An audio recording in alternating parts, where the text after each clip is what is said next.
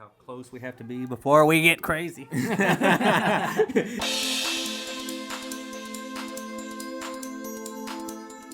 I'm Carlos Cabrera, Robert Childers. and we are the Dice and Beans podcast. Dice and Beans, yeah. Where it's all about not how to game, but how we game Yeah. and what we've been up to. So, welcome to the first ever podcast.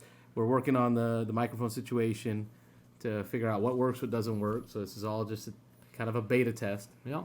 First test, first run. We had game night tonight here at Rob's house in front of his beautiful game library. We had a game of Imperial Assault. A little Star Wars action. Star Wars Imperial Assault using the Legacy app. The full co-op Legacy app. So my first time playing it, I remember when I bought the game, I had the game, painted the game, and that was, 2016, 2015, around then. But I've maybe played it a couple times competitively, and I think you and I played it maybe two-player. Yeah, we messed around with it a little bit when it first went competitive. I think just started up. We played a couple skirmish matches just to see what it was like. And then I know you took it a little further than that and went into a few contests or a few tournaments or whatever. That didn't work out for me. I got some tokens out of it. Yeah. That's about it. Yeah. But the app came out, and I tried the Descent app, and it was okay. Yeah. But the Imperial Assault rules for me were so much better than the Descent rules, especially when you look at the activation order of Imperial Assault. Yeah. Where in Descent we activated completely, and then the monsters, the bad guys would activate. Yep. Mm-hmm. So you can really get some janky moves. Mm-hmm. We can really coordinate everything we do, and then see what the monsters can do to respond. I like how Imperial Assault is one activation of a hero, Right. followed by a group of bad guys. Yeah. Kind of alternating activations. Yep.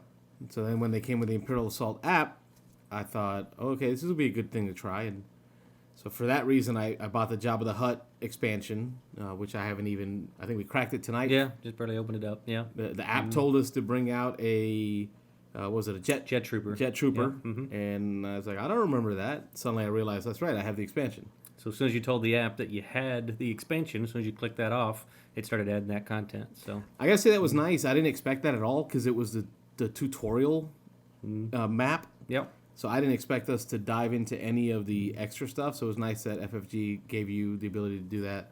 Yeah. And so you said the tutorial has different modes in it. We played it like on the I don't know anything about this game mode. I mean, it was painfully slow, walking us through step by step. But man, okay. So there's two options on the app when you start it. Yeah. It's you have the option to have you played Imperial Assault before. We had one of the players, Bob, Rob's dad, was with us. He's never played, so I thought, no, let's hit no. It'll tell us more about the game. That was painfully slow. Yeah, it went through if you almost have never gamed before, how to move, how to shoot, how to do everything. So yeah. And no, it was literally paragraphs of the most basic stuff. Yeah. So it really almost, for a moment there, I really thought about saying, all right, let's rack it up and just start the regular campaign. I'm glad we pushed through it. Yeah. Because it did allow us to begin playing the game and only interjected new rules here and there. It was a good refresher because it's been a while since either one of us has played. So it was a good refresher to go back. And even though we had read through the manual years ago and learned from the beginning by taking a few years off, it was nice to run through all those basics again. So I think I think we got stuck maybe once where we got stuck reading the actual rules. Yeah. Mm-hmm. And I printed out a copy of the rules, so we got stuck once reading the rules. Yep. Outside of that, the app took care of everything. That was the tutorial option. Yeah. But then there's, in the campaign mode, there's also the Jabba the Hutt campaign, and there's the standard Legends of the Alliance campaign. But then there's a new version, which, of course, I have to go buy a map now to be able to do this, where you can play together cooperatively, but now we're playing against a horde of baddies.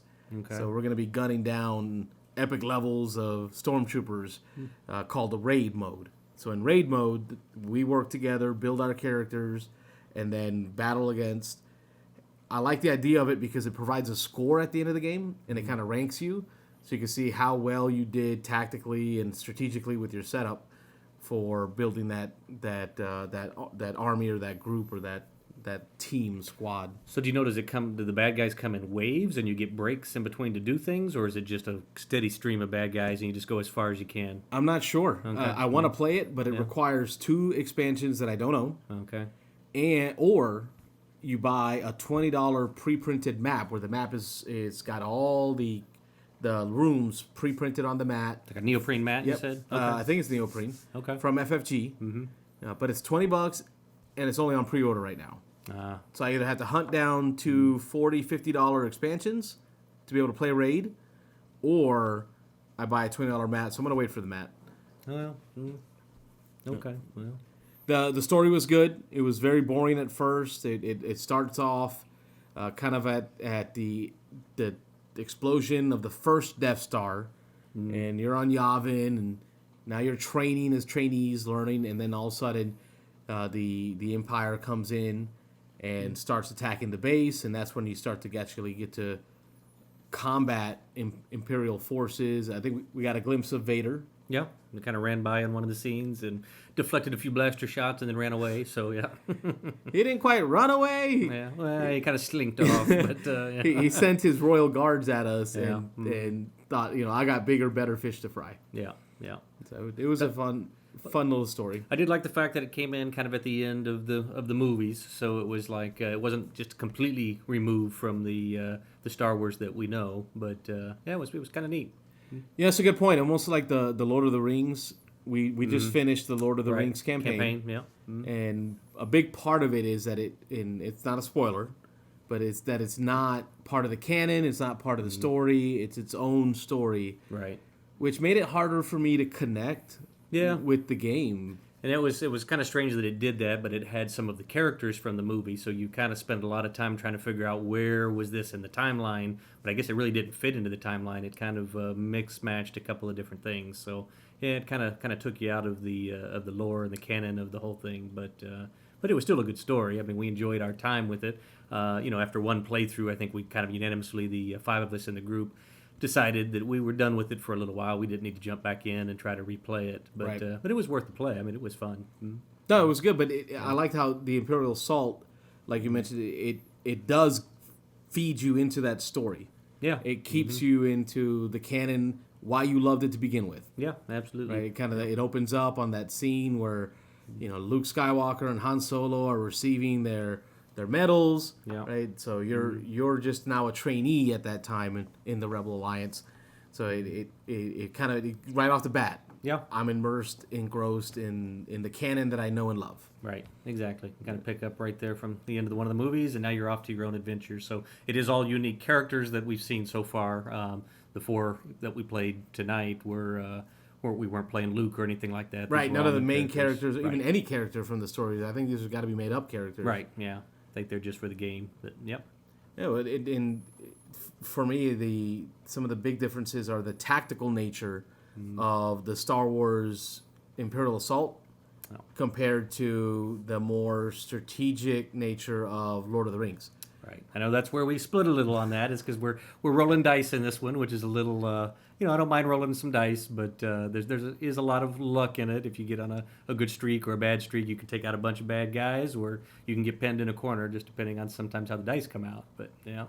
I like the dice. I am a fan of the dice. The Lord of the Rings, the difference between the Lord of the Rings is that it has card flipping mechanisms, deck building mechanisms, where if you're an intelligent fellow like our friend Nick, Nick's real smart. Nick knows what cards are in his deck, how many times you've seen them. Knows what those probabilities are of getting what he needs. And, I want to pull a Rain Man and take the guy to Vegas and have him count cards for me. That kind of guy. Yeah.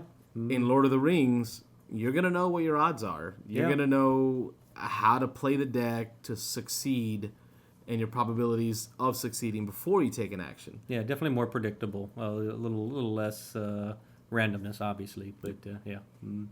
Which I kind of like about the dice. It adds a little flavor. Yeah, I'm somewhere in between. Again, I try not to take it to the extreme, but I do like to have. I like to feel like I have more control over what's going on instead of just a die roll. So. But I leave it to fate, yeah. Never tell me the odds. Yeah, yeah. And there's some mitigation. I mean, there's some with the surges and things in Imperial Assault. You've got the ability to, increase a range if you need an extra spot, extra distance. There's resource management, right? Yeah, So you're yeah. spending strain to do extra actions Right. or more things. And if you do too much strain, you take damage. Yeah. So there's resource management. There's a little euro in there. Yeah, a little touch There's of a euro, little touch of euro. It's still a lot of random, but yeah, we'll see as we get into the actual campaign. I think we're planning to try to get something together. Yep, we got to find a group. Some of the guys here in the Tampa area have already expressed a desire to be a part of the Imperial Assault campaign if one gets set up. After playing tonight's tutorial, my thoughts are we'll probably do 2 campaigns at one time because I've got the Jabba the Hutt expansion, so that kind of runs you through the Jabba the Hutt story, and then there's the base campaign right, that already comes with the book. So if it's tough because this one's only 4-player, where Lord of the Rings was 5. Yeah, it's harder to get. I've got like 8 people that say they want to play. yeah, that's probably run into. We've got a group now that's big enough. Our core group's probably about 30 to 35 people that we can kind of pull from if we need to, and so. It's hard to coordinate those people, but we're getting to that for the first time in our game group after years of kind of putting together a good group of people. We're getting to that point where now sometimes there's almost too many people. Yeah, So, yeah. I still remember the years of just you and me. Oh yeah, 2 players. You think we could play yeah. this 4-player game? It's just 2. Yeah. But now the group is big, so I'm thinking maybe doing 2 campaigns at one time. If I can get away with 1 campaign on one week and 1 campaign on another week, I can get my Imperial Assault fix done and do what my goal has been, which is use more of the stuff I already own. All the stuff that Rob already owns. Get into those games. Yeah. Something I liked about the Lord of the Rings or Imperial Assault instead of the Lord of the Rings was it didn't take long to get stuff. Yeah, that was definitely a drawback of Lord of the Rings. I think we all kind of in the group felt that it was moving really slow with building up those was it lore points or whatever it was to be able to try to open up new weapons and do things like that. So or even just finding stuff. Yeah. In Imperial Assault, I open a supply crate and boom, I got a stim injection and I'm ready to stab my guy with the needle so I can whoop. Yeah. Yeah. Lord of the Rings, I don't think we found our first unique item until maybe the 5th or 6th. Was it a handkerchief? Yeah, it was something. That was they call them trinkets. Yeah. Like literally, the cards, they're called trinkets. Yeah. And it's no joke. And it's a trinket. They are pretty much a trinket. It's a one-time use. You got to hold on to it and pop it at that right time. But it's, yeah, it was definitely slow in that aspect. So you kind of expected that you'd find more, but a lot of it, as you were exploring and things, you were just getting inspiration tokens, and so that was the big part of the game, which helps you mitigate, the bad. It's almost like a luck, focus token in X-Wing. Yeah, right. It just helps you do you better. Yeah.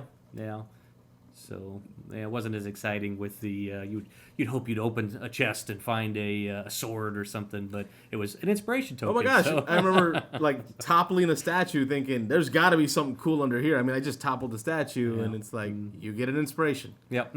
So yeah, a little anticlimactic there. Inspiration for you. Inspiration for you. You and a neighbor gets an inspiration. Yes. So, Yes, I really hope for more out of the Lord of the Rings. Yeah. I really did. And maybe obviously there's going to be Fantasy Flight. There's going to be stuff coming. There's going to be expansions. There's going to be more stuff coming out from that. And so hopefully they'll learn from the feedback that they're getting online and getting from people, and we'll work that into some of the future content of the game. So yeah, I got to say I didn't end up keeping the game. Yeah, I was surprised, but you don't get rid of a lot. That was my first board game I've ever sold. Really? Gosh. I've never sold a board game. And how long have you been in the hobby? What do you think? Oh gosh, I've been. Oh man, I was 12 when I got introduced to D&D. I've been playing board games since I was a kid. Yeah. I remember my wife in college buying me board games to help her with her papers. That was how she incentivized me to help her write a paper. Was she bought me board? I've been doing this a long time. Yeah, you got quite a collection. And I've never. I've given them away. Yeah. Oh, yeah. You've given me several. I've given games away, but I've never sold a game. Yeah. And especially a game that new. Yeah, that was new. That was a full game. I know. And the expansion. Yeah. And I bought the player mat. Right. Like I was all. That's why I do what I do. I got all in right up front. Yeah, that's what you do. We started painting them. Yeah. You kept the mat, right? I kept the you didn't mat. get rid The of mat is gorgeous. Yeah, the mat is nice. It's really nice. It's a map of Middle Earth. Middle Earth, yeah. On a neoprene. I mean, I want to hang it on the wall as artwork. Yeah. But I sold the game, so my hope is that the expansions are going to be good. And Chester, Yeah. reaching out to you, brother. If the expansion is good, save a spot for me and Rob. Yeah. So we can enjoy it. But the game is yours now, and Yeah. hopefully it'll find more love because. Well, I would definitely play it more, but I would agree with you. I don't feel the need to run out and buy it or to own it. But it was a fun experience, and I would continue to play. But and I may be. Chester's talked about putting together another group, and I had volunteered to teach and lead that group. He really wanted me to play. I told him I would play, but it's one of those things that from playthrough to playthrough, some of the things are in different places, but from what I understand, most of the decisions are the same. Okay. And so if I played, I'd really probably have to hold back and let the rest of the group, those that hadn't played, explore the story and discover things. And Well, let's be honest. I mean, you kind of had to do that with your first playthrough because you couldn't, couldn't kind of watch some cheat videos. Well, I stumbled upon. Let's not talk about what it was, but one thing, obviously no spoilers here, but yeah, I stumbled upon it was at the end of. I think we played through. Was it possible? We had a really tough decision to make towards the end of the game, and Rob said, "Listen, guys, I can't be a part of that because I kind of watched the video." Yeah, and they talked about what they did, and I saw enough of what they did to kind of have an idea of, even though what I watched, they failed, and so I didn't know the correct answer, but I knew what not to do. So well, it was tough looking at you across the table. Oh yeah, as we're all shaking my head. We're all deliberating, like, what do we do here? Yeah, and it was a very key moment. So I'm sure you can teach it. You'll do fine teaching it without spoiling it. Yeah, and just going through the first couple scenarios is pretty standard stuff. So you don't hit many of the major decisions until probably the third or fourth scenario. I just don't know how I feel about the campaign games like Imperial Assault right now on the app is full campaign. Lord of the Rings is only campaign. Yeah. Right. So I mean that's it. I don't know how I feel about a game where I can't jump in for a quick play. So with at least Imperial Assault, you have the option of the raid mechanism now in the raid system in the app. So you can do a one-time raid, you and your buddies. You can play it skirmish, where we're versus each other with our own armies, or you can play it based off of the standard, pulp paper copy rules and play one versus many. But with the Lord of the Rings, it's the app and it's campaign or nothing. Right. Yeah. There's no one shot. Yeah, it was definitely, and that's, I forget how long it took us to play through the whole thing. So we had a group of 5, 4 different households, and so getting those guys together, I mean, obviously we would schedule them, and people would back out, and we'd have to reschedule, and it took us, we started playing, was it at Come On? Yeah, in Atlanta. Simon Con. And then we just finished that, a month ago. So that was what. I'm sorry, Come On Con. Yeah, yeah, gotta get that right. But either way, they say they'll answer It's to both. 3 a.m. We're in the hotel lobby of Atlanta, and what are we doing? Yeah, playing Lord of the Rings. Lord of the Rings. So it was us and the janitor staff cleaning up the lobby, and they had a good few. They watched. Yeah, they were entertained. I think of wondering what those nerds in the lobby were doing. When was that? That was when did we go to Simon? Was it August? I forget when it was. No, April. Oh no, yeah, it had to be earlier. April, maybe it was April or May. So it took a little while to get it finished. It was 5 or 6 months probably for us to get through. And I was trying to remember. I believe it was a possible 12 scenarios if you play through, win or lose as you played through the first. I think 9. Whether you win or lose, you move on automatically. You don't ever replay a scenario. And if you lose, you just start off with some kind of handicap in the next scenario. The last 4 possible scenarios, they're a win or you're done. And we lost at the first of those last 4. So I think it was the 9th scenario. I think that's the way it's intended, right? So like the last few scenarios are a win or done, almost like a playoff. Right. Win or go home. Right. And we choked. And so I do feel, that I missed out a little on the story, because now I'm wondering what was in those last 3 scenarios that we didn't get to, because the story was reaching a crescendo. I mean, it was reaching a high point there, and then to get knocked out in that first elimination one, it's for that reason alone, I would think about going back and trying to replay it. But then, what if we could just tap the app Yeah, just kind of skip, and go through. do this, do that, do this, do that, Yeah. and get to where we want to be. Yeah, it seems like a lot of time that you'd have to spend to go back and replay everything just to get back to where you were. So again, I understand supposedly on a replay, some of the things is the maps are changed, and so there's different map tile pieces, and you're going different Configurations ways. of the map. But the main story and your main choices are still going to be pretty much the same. Although I've heard there is some variation on that as well. But it just seems like, again, it would be a lot of replaying, a lot of time spent just to kind of get back to where it would get really interesting again, and we'd hit new content again. So, Well, would the app really have known if we just kind of... yeah, well, we talked about that when we were done. So, well, what if we'd have made this decision and we kind of went back and Can we just hit and undo? rehashed? Can Yeah, we hit it'd be undo? nice if there was an undo button, but no. Yeah, that would defeat that a little bit. I'm looking But, forward to seeing what Imperial Assault, Yeah. Legends of the Alliance has to offer. I want to see how that campaign plays out. It really is a canon that's got me. I'm glad we played it tonight. Yeah.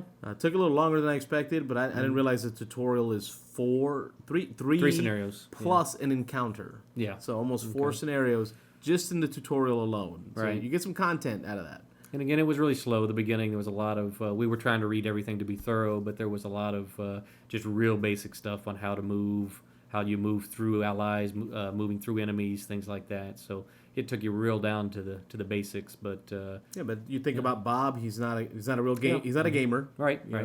And by the end of it, he knew what moved how. Yeah. And he was taking his own turn, so it did his job. The tutorial did a good job of teaching new folks Yeah. how to play the game. And he enjoyed it. He said afterwards. I think he even said the words, "I think we need to do a campaign." Yeah, he did. He when you mentioned that there was a campaign, and after the tutorial, then we would move into the campaign. And he said, "Yeah, I think we need to do the campaign." So yeah, he was definitely I think hooked on it a little bit. So yeah, we'll see how that moves forward. Especially, I guess we can talk about that a little bit in the future podcasts about how taking a new gamer and jumping into, I wouldn't call that a heavy gaming experience, but it's not a light gaming experience. It's probably somewhere in the middle. So Yeah, we'll see how the app plays out, and what purchases end up coming from it. That's what scares me. yeah. If you get hooked on it, I'm sure there's lots of content. How long has the app portion of it been out now? It's been more than a year, hasn't it? Yeah. It's been a little Oh, while. yeah. Okay, so we're kind of late to A the couple 3 years on it. Yeah, sort of a little late to the party on that because again, we had played it before the app integration when it was first out, and we got away from Well, it. we've been waiting for them to announce it because Yeah. Descent got its app, Right. and we were like, "Oh man, if we can just get a nice Imperial Assault app." And for a while there, I really thought Imperial Assault was not going to be supported anymore. Yeah. But in the FFG manner, they put a lot of energy into one product. Right. And they take a lot of resources to get that product out and developed, so you Mm-hmm. can see how things kind of get quiet on one front. And then once that product's put out there, Star Wars X-Wing or Outer Rim or whatever product they're working on, then they can go back and support some of the main, the line that's already there. Right. And they did. They gave us the app. I think they did a great job with it. I had no bugs. I can't recall any bugs or issues with the app. Right. Very smooth. Yeah. It worked really well. I wish they had some reading. Yeah. The Lord of the Rings did read to us a little bit. Yeah, some narration in it. Yeah. Having that big speaker with the bass. And the campaign might. I mean, we don't know yet, but yeah, everything in the tutorial was we were reading ourselves. There was no narration in the app on that part. So we'll have to see as we move forward. But yeah, if it sticks with what was in the tutorial, then it is all just reading text. So And that's what we played today. Yep. What have you been playing this week? Oh, not much. I met up with a couple guys at the shop, the game store this weekend. We played, just the 3 of us got together. We played Ethnos, which is a favorite of ours. Okay. We played that quite a bit. Again, the big knock on that game is the art and the board being as plain as it is. But I don't know. I mean, in a game that's 45 minutes, it doesn't bother me. I mean, it is what it is. It's not particularly pretty, but I think it's a great game. Having the 12 different factions in the main base game, and I know there's a couple expansions that have come out, or not expansions, but promos since that have the fairies and some other races, but the 12, and you only use 6 of them each time, so there's a lot of variability in the game. It's a game that's light enough that I've taught several non-gamers to play it. They usually pick it up pretty quick. I haven't tried that yet. Yeah. I thought about it. The neighbors invited me over for some picnic lunch. and I was bringing a game, and I thought about Ethnos. I just wasn't sure how it would do with. Yeah. They play Risk at home. Okay. You know, I wonder how that game would do with that. It's another step. I wouldn't call it quite a gateway game. There are a couple different concepts in it. There's a hand management aspect. You're drawing cards and I just trying worry about the races, the differences in the races alone. They have different abilities, so yeah, you got to kind of. There's a little bit to keep track of there. How you play cards and putting out a leader. There's some strategy in that, and then the area control on the board and stacking up your pieces and trying to gain territories that score differently from round to round. So there is some complexity to it. So I wouldn't call it quite a gateway game. It is probably a little more on the complex side for a brand new gamer. But Did you guys play with the fairy expansion? we did not. No, you have that. I still have but it. you Still have that. in Shrink. I haven't played that yet, so no, Okay. I want to try that one out. Definitely. I haven't played since we got it at Cool Mini or Not convention, but it's on. I want to get it to the table. Yeah.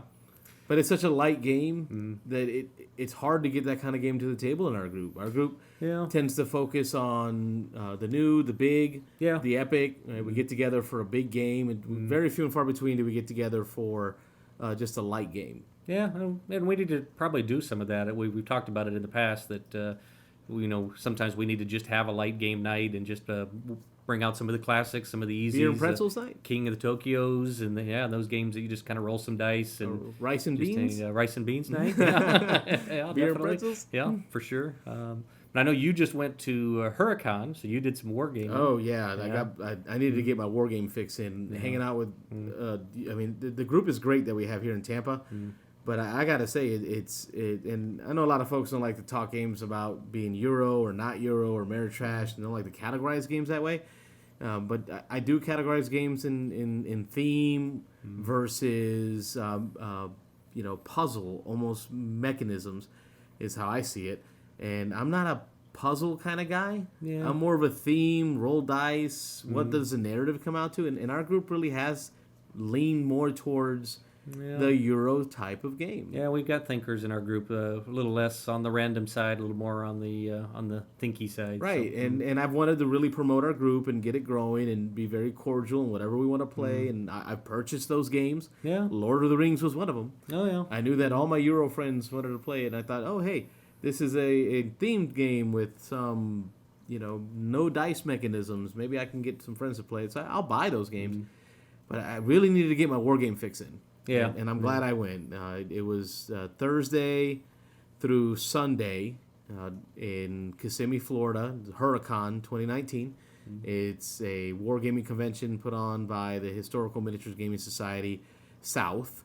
And I got to play with my Debilis Intuitatis, which is the DBA, which is 15 millimeter Ancients Wargaming. So I did a tournament of that, 9 games. In one of the tournaments, I ended up coming second place.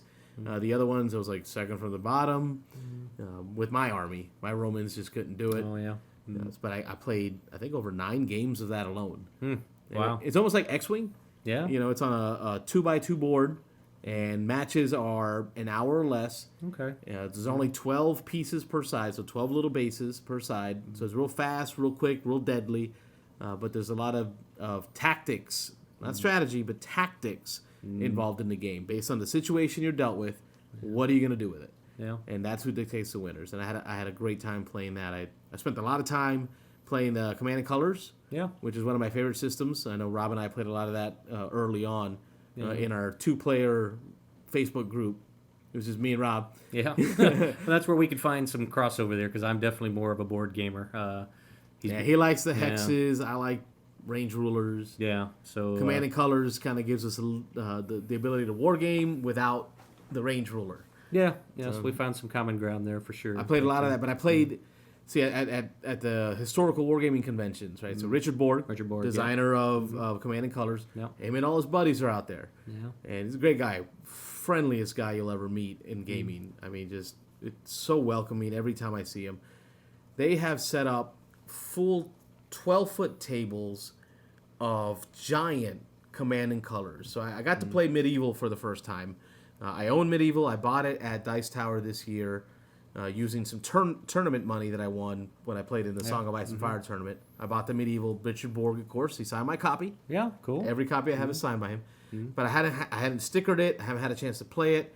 I really thought of it as, okay, it's Command and Colors Ancients, but a little bit past Ancients, and I was in no rush to really play it. Yeah. I am so glad I took the time to play in that epic level game. The mechanisms in the medieval game have so much fast movement, right? So you've got knights and cavalry, you've got super heavy cavalry, you got bow cavalry. So there's this push and pull of me breaking through your lines, enveloping your units, getting behind them, preventing their retreat, doing damage, only to find out that now I'm surrounded by you and you're doing it back to me. Oh, yeah. So you're hitting me and pushing me back. So it was very much this I'm in your zone, you're in my zone. There wasn't much of a stalemate that I would find in some other war games where you kind of press up against each other and there's not much movement. This was a lot of flow back and forth. It has an inspiration token.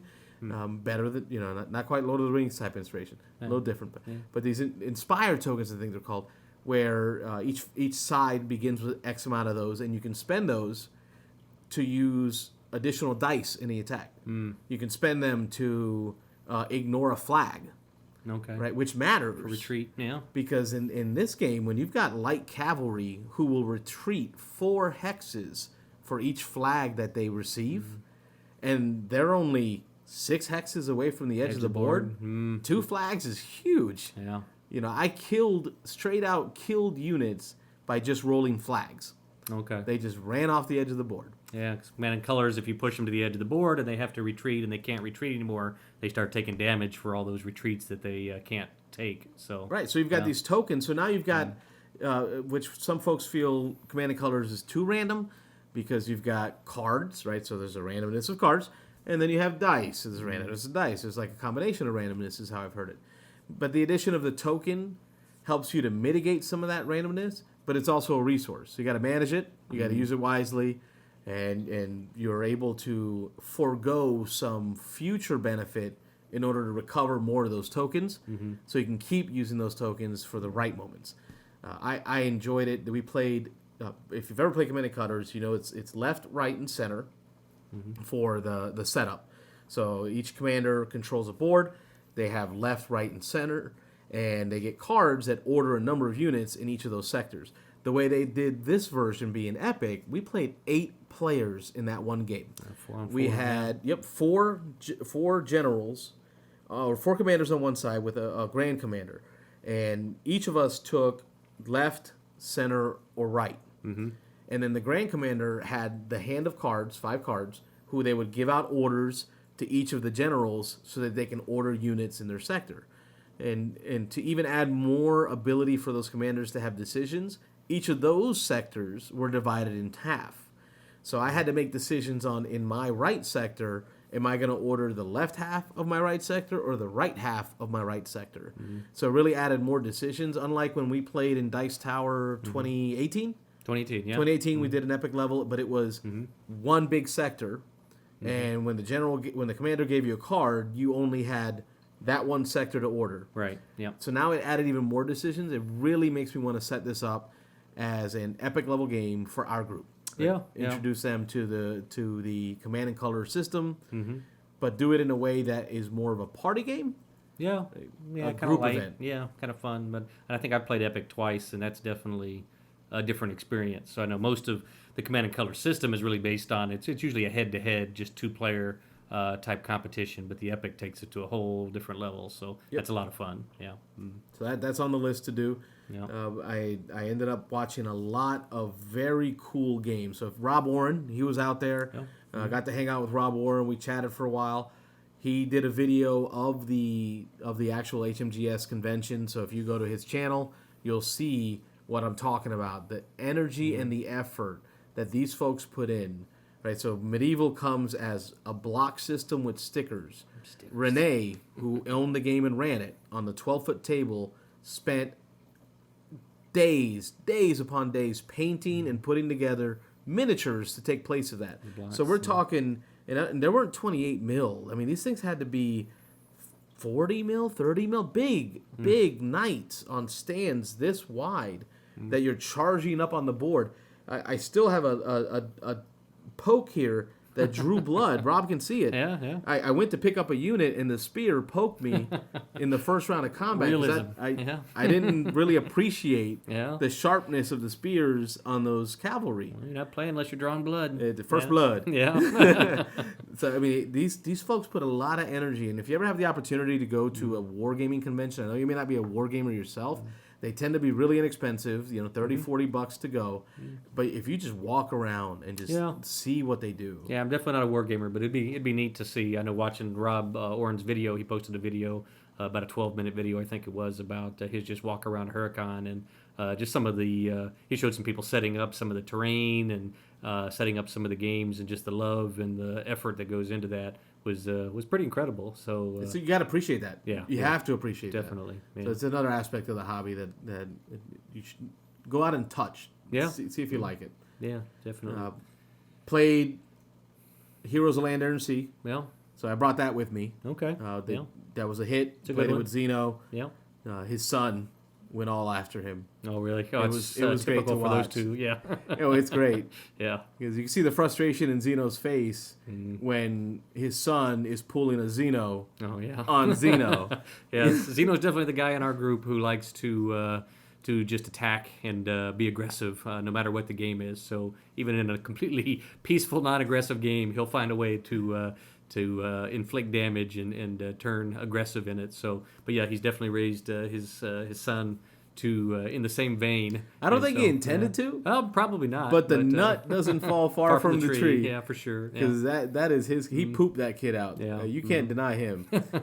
Yeah, that's for sure. So we played some Heroes of Land, Air, and Sea. Zeno was there with me that weekend. He was playing a lot of BattleTech. Yeah. He seemed to have a great time. Outside of that, it was mostly just wargaming for me. Yeah. We enjoyed some tanks. So it's Gale Force 9 makes a little tank game called Tanks. It's very light, and it could be said it's a clone of X-Wing. Yeah, Right? it feels like it a little bit. Very yeah. much a clone of X-Wing, but with World War II tanks. You can't Yeah. beat that. Well, which one came first? World War II. Okay, well, obviously. the game Tanks, or was it X-Wing? Do you know? It's History Yeah. On with Yeah. Carlos and Rob. Well, there you go. So I think we know that World War II was back a little ways. The World War but, yeah. II version did come out first, and, Okay. and it started off as just tanks. Then they came out with the modern one, which I really bought into because it has helicopters. Helicopters, yeah. Helicopters. Yeah. Big helicopters. But those are the two that came out from Gale Force 9. Very light, very fast. A bloody little game. It's 20. I mean, Amazon $20 Yeah. for the starter set. You get 2 Shermans and a Panther. Yeah. So I mean, that is if you ever thought about buying a minis game, you kind of like some historicals. Tanks by Gale Force 9, World War II or modern. I mean, you can fly around in a Cobra while shooting, T-72 tanks and ducking and covering with your Abrams. It's World War III almost. It's almost as if, let's say, the 80s went south and we had a third World War. Okay. So the Soviet Union broke off into Russia onto its own, and you got the Eastern Germans on their side, and then there's us, the U.S., with the Western Germans and the Brits, and that's how they divided the modern version of tanks. But give it a try. It's a great system. I think you've played it with me before. Yeah, we played around with it. I don't know that we played a whole game of it, but we played for. I 20, do have 30 my minutes. haul Yeah. from the con, so I was so glad I was able to get this. This is a hardback copy. Make sure I'm here. Yeah. Hardback copy of Debilis Antiquitatis. It's out of print, very hard to get. I had a great match with a gentleman by the name of Patrick Sweeney. Patrick wanted the softbound copy because it's just easier to flip through. And he said he traded to me, and we swapped. So Wow. I got his phone number in here. We Cool. had a great match. So I'm looking forward to seeing Patrick at other conventions. The flea market was awesome. A wargaming flea market is amazing. That's what I've heard. Yeah. It's just tanks on tanks on tanks. Yeah. But I was super surprised to find in the back, in great condition, 878 Vikings. So here's a copy of 878 Vikings for $30. Wow. I mean, this was on my list. That's a good deal. This Yeah. was on my list. Yeah. This is, from what I understand, a good way to introduce people to wargaming, Yeah. board gamers Sure. to wargaming. But now we just got to get 4 players Yeah. because I hear it's either good with 2 or with 4, but not with 3, which is why we couldn't play tonight. Right. You know, we had Bob, it makes 3 of us. But Yeah. I'm looking forward to getting this to the table. Lonnie, looking for you to set that up. Yeah, I really want to play that one. That's one that actually surprisingly kind of turned you on to. You hadn't heard of it, and I saw some videos on it. I watched a playthrough of it, and I figured it'd be right up your alley. So, You're spot on. But yeah, I definitely want to give that one a try. That one's been the hotness lately. So Yeah, we can make it a part of the next conversation to talk about when we talk about gaming, what we've done that week. Let's talk about our experience with that game. So Lonnie, we need to set that up. And we got a meetup coming up at This weekend. game shop. Yeah, this Saturday. So Scott Horn, I raffled off on our Facebook group a bag. Our wives do these things called 31 bags, and so I had a custom bag made for a tote. Excuse me, if you can hear me. A custom tote made for our game group, which is pretty big bag, holds a lot of games, and I rolled it off live on Facebook, and Scott Horn was the winner. So, Scott, if I see you this Saturday, if you're there at the meetup, this bag is yours. So Cool. I will see you there. I'm hoping to show up there after baseball, right around 3 o'clock, to get some games going. Okay. Yeah, I know there's a group of us, about 6 or 7 of us. They're going to meet up around noon.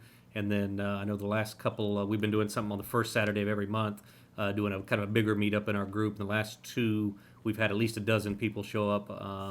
I know 2 months ago, I was there for 13 hours, and then this last one I cut it a little short. I think I only stayed for about 8 or 9 hours. But yeah, I got in a lot of games, and looking forward to at noon.